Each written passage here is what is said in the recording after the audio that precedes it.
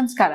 ಇವತ್ತು ನಾನು ಯಾವ ಟಾಪಿಕ್ ಬಗ್ಗೆ ಮಾತಾಡ್ತಾ ಇದ್ದೀನಪ್ಪ ಅಂತ ಹೇಳಿದ್ರೆ, ಪ್ರತಿಯೊಂದು ಸಂಬಂಧದಲ್ಲಿ ರೆಸ್ಪೆಕ್ಟ್ ಅನ್ನೋದು ತುಂಬಾನೇ ಮುಖ್ಯ.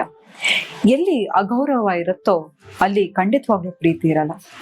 ನಾವ್ ಎಷ್ಟೋ ಸತಿ ಅನ್ಕೋತೀವಿ, ನಾವು ಒಬ್ಬರು ವ್ಯಕ್ತಿನ ಪ್ರೀತಿ ಮಾಡ್ತಾ ಇದ್ರೆ ಸಂಪೂರ್ಣವಾಗಿ ನಮ್ಮನ್ನ ನಾವು ಅವರಿಗೆ ಸರೆಂಡರ್ ಮಾಡ್ಕೊಳ್ಬೇಕು ಅಂತ. ಖಂಡಿತವಾಗ್ಲೂ ನಿಜ. ಎಲ್ರಿಗೂ ಆ ಪ್ರೀತಿ ಅನ್ನೋ ಅಮಲು ಎಲ್ರಿಗೂ ಹಿಡಿದೇ ಹಿಡಿಯುತ್ತೆ. ಆದ್ರೆ ಪ್ರೀತಿ ಅನ್ನೋದು ಒಂದು ಬ್ಯೂಟಿಫುಲ್ ಎನರ್ಜಿ. ಹೇಗೆ ಅಂತ ಹೇಳಿದ್ರೆ, ನಾವ್ ಯಾರಿಗಾದ್ರೂ ಕೊಟ್ರೆ ಅದು ವಾಪಸ್ ನಮಗ್ ಬರ್ಬೇಕು. ಯಾವಾಗ ಅದು ವಾಪಸ್ ಬರಲ್ವೋ ನಮ್ಮನ್ನ ಡ್ರೈನ್ ಮಾಡ್ತಾ ಹೋಗುತ್ತೆ. ಹೇಗೆ ನೀವು ಒಂದು ನೀರನ್ನು ಹಾಕಿದ್ರೆ ಹೇಗೆ ನೀರು ಡ್ರೈನ್ ಆಗ್ತಾ ಹೋಗುತ್ತೋ ಹಾಗೆ ನಮ್ಮ ಎನರ್ಜಿ ಕೂಡ ಡ್ರೈನ್ ಆಗ್ತಾ ಹೋಗುತ್ತೆ. ಆ ಎನರ್ಜಿ ನಾವು ಕೊಟ್ಟಾಗ ಅದು ವಾಪಸ್ ಮಲ್ಟಿಪ್ಲೈ ಆಗಿ ಬಂದಾಗ ಒಬ್ಬ ಮನುಷ್ಯನ ಆರ ಅಂತ ಹೇಳಿದ್ರೆ ಮ್ಯಾಗ್ನೆಟಿಕ್ ಫೀಲ್ಡ್ ಚೇಂಜ್ ಆಗ್ತಾ ಹೋಗುತ್ತೆ. ಅವನಲ್ಲಿ ಪ್ರತಿಯೊಂದು ಹುಮ್ಮಸ್ಸು ಇರುತ್ತೆ ಕೆಲಸ ಮಾಡ್ಲಿಕ್ಕೆ. ನೋಡಿ, ಯಾವ ಮನುಷ್ಯನಿಗೆ ಪರ್ಸನಲ್ ಲೈಫ್ ತುಂಬಾ ಚೆನ್ನಾಗಿರುತ್ತೋ ಅವನ ವರ್ಕ್ ಲೈಫ್ ಕೂಡ ಚೆನ್ನಾಗಿರುತ್ತೆ. ಯಾರಿಗೆ ಪರ್ಸನಲ್ ಫ್ಯಾಮಿಲಿ ಆಗಿರ್ಬೋದು ಅಥವಾ ಪರ್ಸನಲ್ ಲೈಫ್ ಚೆನ್ನಾಗಿರಲ್ವೋ ಅವನಿಗೆ ಎಲ್ಲೇ ಹೋದ್ರು ಅಲ್ಲಿ ಅವನ ಪ್ರೊಡಕ್ಟಿವಿಟಿ 70 to 80% ಮಾತ್ರ ಕೊಡ್ಲಿಕ್ಕೆ ಸಾಧ್ಯ. ಯಾರಿಗೆ ಲವ್ ಲೈಫ್ ಆಗಿರ್ಲಿ, ಯಾಕಂತ ಹೇಳಿದ್ರೆ ಈ ಪ್ರೀತಿ ಅನ್ನೋದು ಎಲ್ಲರಿಗೂ ಬೇಕೇ ಬೇಕು.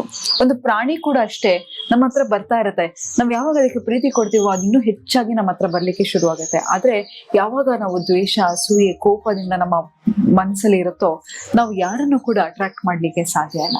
ಆದ್ರೆ ಒಂದನ್ನ ಹೇಳ್ತೀನಿ ನೋಡಿ, ನೀವ್ ಎಷ್ಟೇ ಒಬ್ಬ ವ್ಯಕ್ತಿಯನ್ನು ಹುಚ್ಚು ರೀತಿ ಪ್ರೀತಿಸ್ತಾ ಇರಿ ಅಥವಾ ಮಾಡ್ಲಿ ಲವ್ ದಟ್ ಪರ್ಸನ್ ಅಂತ ಹೇಳಿದ್ರು, ಆ ವ್ಯಕ್ತಿ ನಿಮ್ಮನ್ನ ಗೌರವಿಸ್ತಾ ಇದ್ರೆ ಖಂಡಿತವಾಗ್ಲೂ ಆ ಸಂಬಂಧದಲ್ಲಿ ಇರ್ಲಿಕ್ಕೆ ಹೋಗ್ಬೇಡಿ. ಯಾಕಂತ ಹೇಳಿದ್ರೆ ಎಲ್ಲಿ ಅಗೌರವ ಇರುತ್ತೆ ಅಲ್ಲಿ ಪ್ರೀತಿ 100% ಇರಲ್ಲ. ಯಾಕೆ ಅಂತ ಕೇಳ್ತೀರಾ?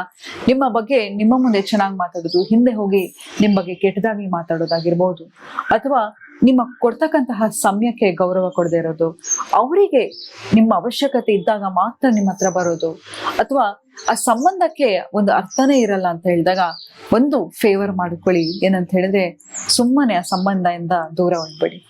ಯಾವಾಗ ನೀವು ಅಂತ ಸಂಬಂಧಗಳಿಂದ ದೂರ ಇರ್ತೀರೋ ನಿಮ್ಮ ಮೆಂಟಲ್ ಹೆಲ್ತ್ ಇಂಪ್ರೂವ್ ಆಗ್ತಾ ಹೋಗುತ್ತೆ. ಸೆಲ್ಫ್ ಗ್ರೋತ್ ಬಗ್ಗೆ ಇಂಪಾರ್ಟೆನ್ಸ್ ಕೊಡಿ. ನಿಮ್ಮನ್ನ ನೀವು ಪ್ರೀತಿಸ್ಕೊಳ್ಳಿ. ನೋಡಿ, ನಮ್ಮನ್ನ ನಾವು ಎಷ್ಟರ ಮಟ್ಟಿಗೆ ಪ್ರೀತಿಸ್ಕೋಬೇಕು ಅಂತ ಹೇಳಿದ್ರೆ, ಯಾರು ಇರ್ಲಿ ಬಿಡ್ಲಿ ನಾನ್ ಇರ್ತೀನಿ ಅನ್ನೋ ಸ್ಥೈರ್ಯ ಇರಬೇಕು.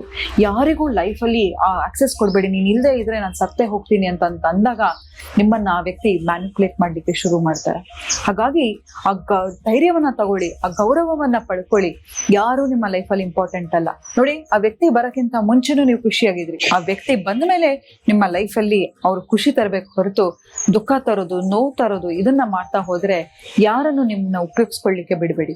ಉಪಯೋಗಿಸ್ಕೊಳ್ತಾ ನಮ್ಮ ಎನರ್ಜಿ ಡ್ರೈನ್ ಆಗ್ತಾ ಹೋಗುತ್ತೆ, ನಮ್ಮ ಪರ್ಸನಾಲಿಟಿ ಕುಗ್ಗೋಗ್ತಾ ಹೋಗುತ್ತೆ.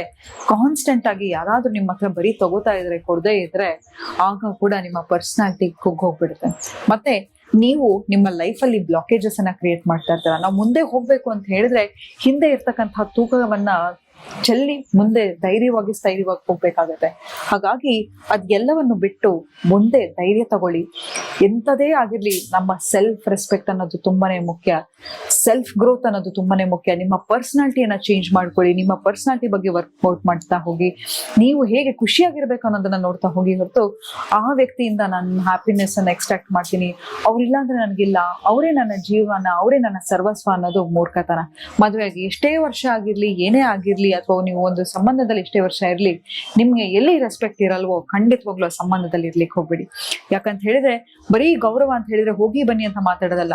ನಿಮ್ಮ ಟೈಮ್ ಅನ್ನ ಅವರು ಕೂಡ ವ್ಯಾಲ್ಯೂ ಮಾಡ್ಬೇಕು. ನಿಮ್ಮ ಪ್ರೀತಿಯನ್ನ ವ್ಯಾಲ್ಯೂ ಮಾಡ್ಬೇಕು. ನೀವೊಂದು ಫೋನ್ ಮಾಡಿದ್ರೆ, ಅಯ್ಯೋ ನನ್ನ ಹೆಂಡತಿ ಅಥವಾ ನನ್ನ ಗಂಡ ಕಾಲ್ ಮಾಡಿದ್ದಾನೆ ಅನ್ನೋ ರೆಸ್ಪೆಕ್ಟ್ ಇಂದ ಮತ್ತೆ ವಾಪಸ್ ಫೋನ್ ಮಾಡ್ಬೇಕು.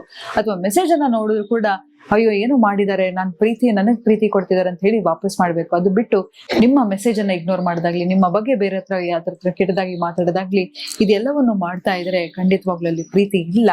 ಗೌರವ ತುಂಬಾನೇ ಮುಖ್ಯ. ನಿಮ್ಮ ಮೇಲೆ ನಿಮ್ಗೆ ಕಾನ್ಸಂಟ್ರೇಟ್ ಮಾಡ್ಕೊಳ್ಳಿ. ಸೆಲ್ಫ್ ಗ್ರೋತ್ ಬಗ್ಗೆ ಇಂಪಾರ್ಟೆನ್ಸ್ ಕೊಡಿ ಅಂತ ಹೇಳ್ತಾ ಇವತ್ತಿನ ಸಂಚಿಕೆಯನ್ನ ನಾನು ಮುಕ್ತಾಯಗೊಳಿಸಿದ್ದೀನಿ. ಧನ್ಯವಾದ.